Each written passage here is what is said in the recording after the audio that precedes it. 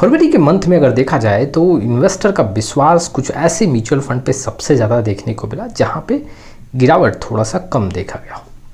आज के वीडियो में विश्लेषण क्या होगा, पिछले मंथ में इन्वेस्टर का विश्वास कैसे म्यूचुअल फंड कैटेगरी पे सबसे ज़्यादा देखने को मिला, कहाँ पे सबसे ज़्यादा पैसा आता हुआ देखने को मिला और कैसे म्यूचुअल फंड पे यहाँ पे इन्वेस्टर का विश्वास काफ़ी कम देखने को मिला। इक्विटी ओरिएंटेड स्कीम्स के हर एक कैटेगरी का आंकड़ा आपके सामने रखूंगा, उसके साथ ही साथ हम डेप्थ ओरिएंटेड स्कीम्स पे भी नज़र डालेंगे।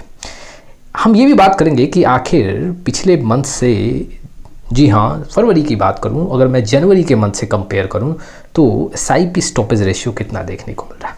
चलिए शुरुआत करते हैं। लेकिन आप में से बहुत ऐसे इन्वेस्टर हैं जिनको पोर्टफोलियो रिव्यू और डिज़ाइन को लेकर प्रॉब्लम है, डिस्क्रिप्शन बॉक्स में आए डिटेल चेक करें और व्हाट्सअप नंबर के थ्रू हमारे साथ जुड़ सकते हैं। देखो, अगर देखा जाए तो जनवरी के मंथ में जो यहाँ पे विश्वास था वो इन्वेस्टर का सबसे ज़्यादा फ्लेक्सी कैप म्यूचुअल फंड पे देखने को मिला। लेकिन अगर मैं फरवरी की मंथ की बात करूं तो फरवरी के मंथ पे थोड़ा सा यहाँ पे फ्लेक्सी कैप में इन्फ्लो कम हुआ है, लेकिन फिर भी अगर देखा जाए तो विश्वास फ्लेक्सी कैप में ज़्यादा यहाँ पे इन्वेस्टर का देखने को मिला है।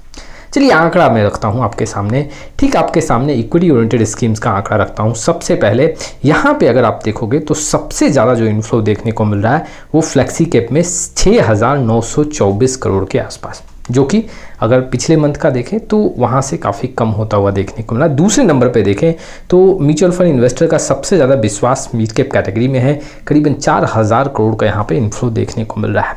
तीसरे नंबर पे बात करें तो यही आंकड़ा जो है वो स्मॉल कैप में है 3,881 करोड़ का, और वहीं पे अगर मैं चौथे नंबर पे बात करूं तो ये आंकड़ा लार्ज एंड मिड कैप का है, करीबन 3,137 करोड़ का। देखो, एक बात तो तय है कि मार्केट में दबाव है, मार्केट में प्रेशर काफ़ी बना हुआ है, लेकिन इन्वेस्टर यहाँ पर रिस्क लेने को तैयार है। सबसे ज़्यादा फ्लेक्सी कैप में है, मैं मानता हूँ कि वहाँ पे रिस्क कम है, लेकिन अगर आप देखोगे मिड कैप में भी इन्फ्लो है, दूसरे नंबर पे, तीसरे नंबर पे स्मॉल कैप पे, चौथे नंबर पे लार्ज एंड मिड कैप पे। इट मीन्स कि इन्वेस्टर यहाँ पे स्मॉल कैप और मिड कैप में बेट ले रहे हैं। यहाँ पे वो ज़्यादा रिटर्न अचीव करने के लिए इन्वेस्टमेंट आज के डेट में कर रहे हैं। फरवरी के मंथ का ये डेटा है, तो फरवरी के मंथ में इन्वेस्टर का जो झुकाव है वो फ्लेक्सी कैप तरफ रहा, लेकिन यहाँ पे रिस्क भी ज़्यादा लिए हैं इन्वेस्टर ने, स्मॉल कैप और मिड कैप में भी ज़्यादा पार्टिसिपेट किए। अब 1 by 1 इक्विटी ओरिएंटेड स्कीम्स का मैं आंकड़ा रखूं तो आप देख सकते हो मल्टी कैप में करीबन 1,933 करोड़ का आंकड़ा है, लार्ज कैप में देखें तो करीबन 2,111 का, वहीं पे अगर आप डिविडेंड यील्ड फंड की बात करोगे तो ये मात्र 21 करोड़ का है। यहाँ पे वैल्यू कॉन्ट्रा फंड में 727, फोकस्ड फंड की बात करूँ तो 900 करोड़ का, सेक्टर और थीमेटिक्स फंड्स की बात करूँ तो करीबन 3,000 करोड़ का। सबसे ज़्यादा जो यहाँ पे निकासी के मामले की बात करूँ तो ELSS में करीबन 650 करोड़ का निकासी हुआ है। तो कुल मिला के देखोगे तो ये 25,970 करोड़ का इक्विटी ओरिएंटेड स्कीम्स में पॉजिटिव आंकड़ा देखने को मिल रहा है। करीबन 5 से 8% जो है यहाँ पे मंथ टू मंथ यहाँ पे डेटा इंक्रीज हुआ है। इट मीन्स कि इनफ्लो में यहाँ पे थोड़ा सा चेंजेस देखने को मिला है। पिछले मंथ का अगर मैं जनवरी की बात करूँ, जी हाँ, जो जनवरी का आंकड़ा था उसमें जो आंकड़ा था उसमें फ्लेक्सी कैप का इन्फ्लो काफ़ी ज़्यादा था। इस मंथ पे भी इन्फ्लो आ ज़्यादा है, लेकिन ओवरऑल अगर मैं इन्फ्लो देखूँ इक्विटी ओरिएंटेड स्कीम्स में तो यहाँ पे 5 से 8% जंप लेता हुआ देखने को मिला है। चलिए अब डेप्थ ओरिएंटेड स्कीम्स की बात करते हैं।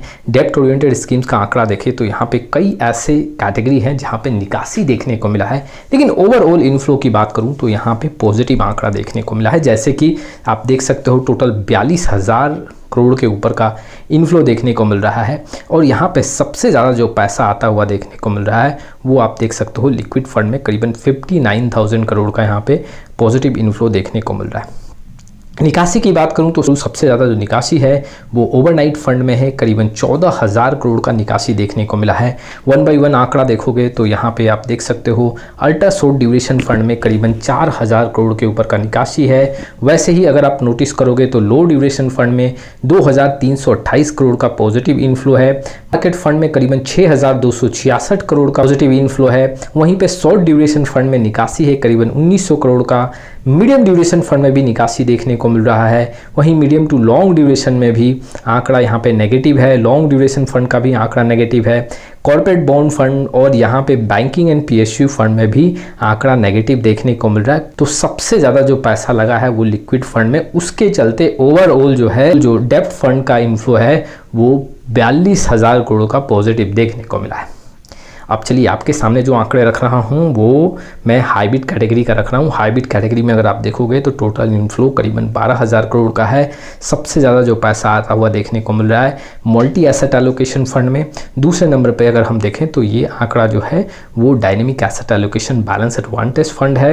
निकासी के मामले में कंजर्वेटिव हाइब्रिड फंड का आंकड़ा देखने को मिल रहा है। देखो एक बात तो तय है कि जहाँ पे रिटर्न अच्छा बन रहा है इन्वेस्टर का विश्वास उधर ज़्यादा देखने को मिला है। जहाँ पे रिटर्न कम है वहाँ पे निकासी ज़्यादा देखने को मिला है। इट मीन्स कि वहाँ पे पैसा कम लगा है।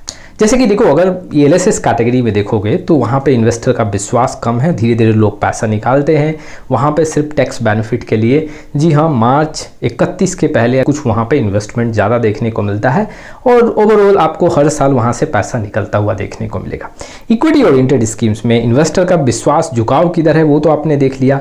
डेब्ट में अगर देखें तो यहाँ पे लिक्विड फंड में, हाइब्रिड में अगर आप देखोगे तो यहाँ पे मल्टी एसेट एलोकेशन फंड में, और ओवरऑल अगर आप देखोगे तो इन्वेस्टर वहाँ पे पैसा लगा रहे हैं जहाँ पे आने वाले समय में रिटर्न काफ़ी अच्छा खासा बन सके। कुछ ऐसे कैटेगरी के भी इन्वेस्टर हैं जो अपना पैसा काफ़ी सुरक्षित रखना चाहते हैं जहाँ पे स्लोली पैसा बन रहा है। जी हाँ, मार्केट का रिस्क थोड़ा कम है। जैसे कि अगर मैं यहाँ पे लिक्विड फंड की बात करूँ और मल्टी एसेट कैटेगरी में भी अगर आप जाओगे तो वहाँ भी मार्केट का रिस्क थोड़ा कम है, थोड़ा एलोकेशन है मार्केट का, जिसके चलते वहाँ पे रिटर्न कुछ ना कुछ बनता हुआ देखने को मिल रहा है। अब देखो पिछले मंथ का अगर मैं जनवरी के मंथ की बात करूं और फरवरी के मंथ का अगर मैं डेटा कंपेयर करूं तो SIP स्टॉपेज रेशियो यहाँ पे कुछ मामूली सा बढ़ता हुआ देखने को मिला है। जी हाँ, करीबन 75 से 76% SIP स्टॉपेज रेशियो है। इट मीन्स कि अगर देखा जाए तो जनवरी में भी वही सेम रेशियो देखने को मिला, फरवरी में भी वही सेम रेशियो देखने को मिला। SIP का जो इनफ्लो है उसमें भी कुछ नेगेटिव नहीं देखने को मिल रहा है, कुछ उतार चढ़ाव हुए हैं और यहाँ पे आंकड़े मजबूत ही देखने को मिल रहे हैं। इन्वेस्टर जो है वो SIP के थ्रू वहाँ पे हाई रिस्क ले रहे हैं, मिड कैप और स्मॉल कैप में पैसा लगा रहे हैं। देखो अगर सबसे ज़्यादा इन्फ्लो आता हुआ इक्विटी ओरिएंटेड स्कीम में देखने को मिल रहा है, जो फ्लेक्सी कैप की बात कर रहा हूँ, तो उस पर सबसे ज़्यादा जो इन्वेस्टर फोकस कर रहे हैं वो पराग परिक फ्लेक्सी कैप म्यूचुअल फंड में फरवरी के मंथ में इन्फ्लो में काफ़ी ज़्यादा इजाफा पराग परिक फ्लेक्सी कैप म्यूचुअल फंड में देखने को मिला। ओवरऑल अगर मैं फ्लेक्सी कैप कैटेगरी का यहाँ पे आंकड़ा देखूं तो इन्वेस्टर का जो झुकाव है वो अभी भी हाई रिस्क के साथ है, लेकिन SIP के साथ वो रिस्क ले रहे हैं और वहाँ पे मिड कैप और स्मॉल कैप में ज़्यादा पार्टिसिपेट कर रहे हैं। फ्लेक्सी कैप में तो यहाँ पे इन्वेस्टर जुड़े ही हैं, लेकिन जी हाँ साथ के साथ अगर आप देखोगे तो मिड कैप और स्मॉल कैप में भी पार्टिसिपेट कर रहे हैं। ये कुछ इन्फॉर्मेशंस थे जो आपके लिए काफ़ी इंपॉर्टेंट थे।